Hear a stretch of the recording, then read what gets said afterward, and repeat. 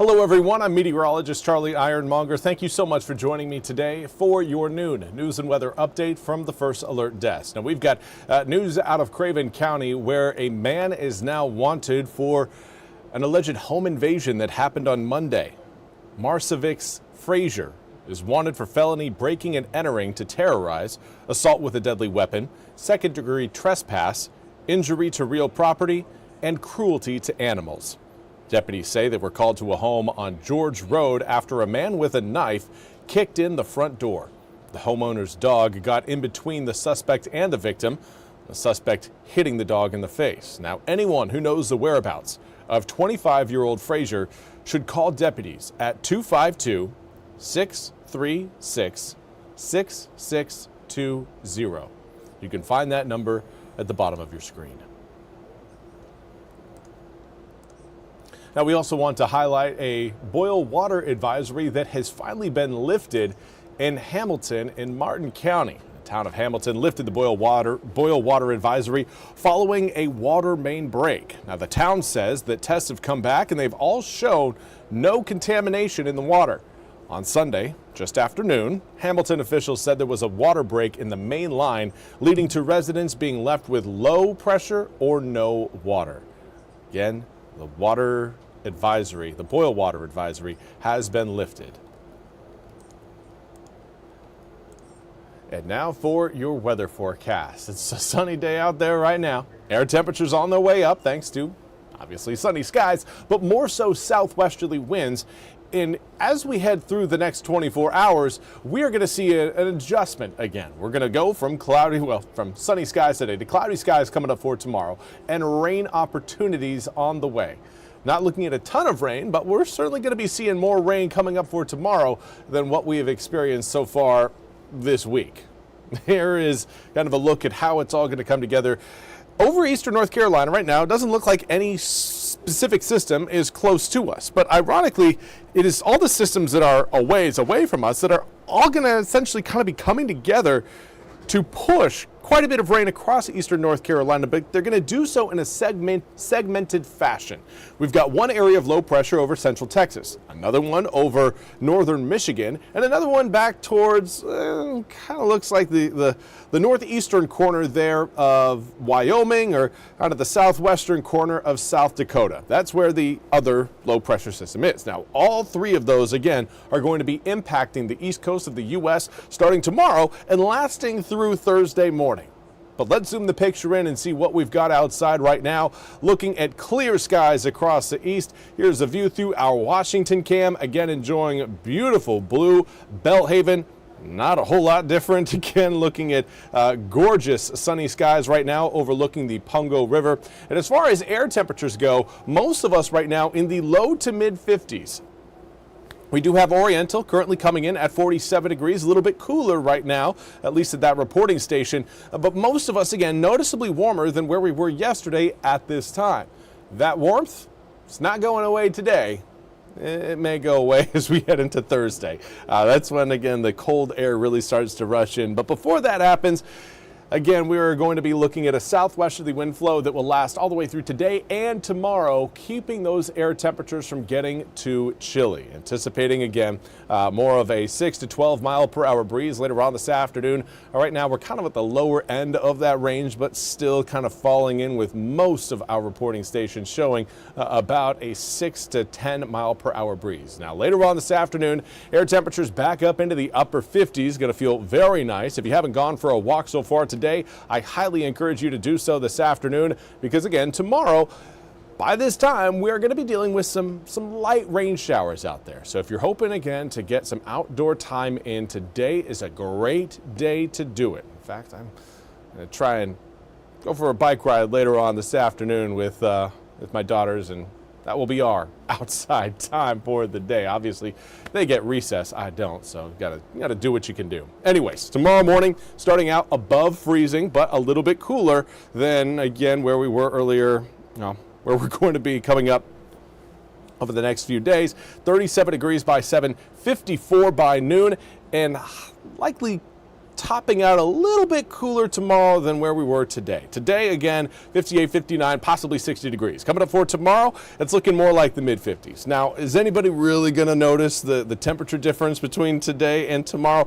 Most likely not. The big change is going to be the addition of some rain showers to the east. So let's talk a little bit more about those raindrops that we are going to be seeing showing up as we head through your Wednesday. Wednesday morning, cloud cover spreads over the east. Do want to say good afternoon to Penny Harrell. Thank you so much for tuning in from Vanceboro. Hopefully you're having a fantastic Tuesday. But rain showers will show up even in Vanceboro tomorrow as we head towards lunchtime. Going to be very light showers. Some of those drops could show up even a little bit earlier, maybe 10 to 11 a.m. But the heaviest rain that we will see coming up for tomorrow is likely going to hold off until we get to your really Wednesday late afternoon to Wednesday evening. At this point, it does look like a few heavier showers will try to push away across some of our southern communities, across Onslow, Jones, Craven, Pamlico, and Carteret counties, maybe even Duplin County getting in the mix as well.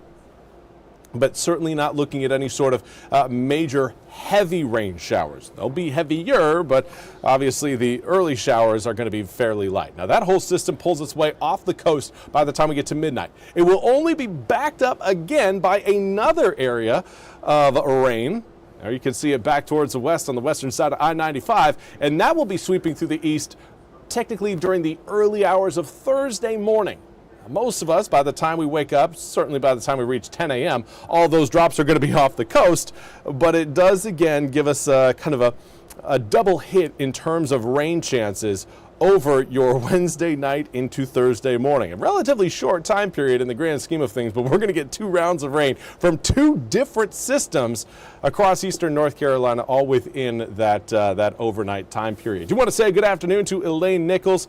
Hopefully, again, you're also having a fantastic day watching these low pressure systems come together. I know it gets me excited, but I'm a meteorologist. This is what makes me happy is watching all of this weather really fully come together. But as far as severe weather goes, nothing in eastern North Carolina is going to be turning severe.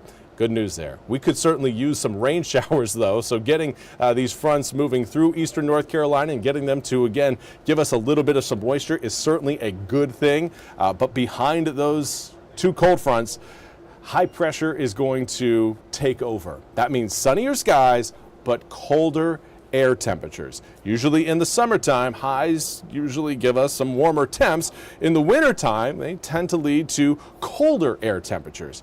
That's because clear skies overnight, we lose out on a lot of heat. Well, during the summer months, we really don't lose out on heat.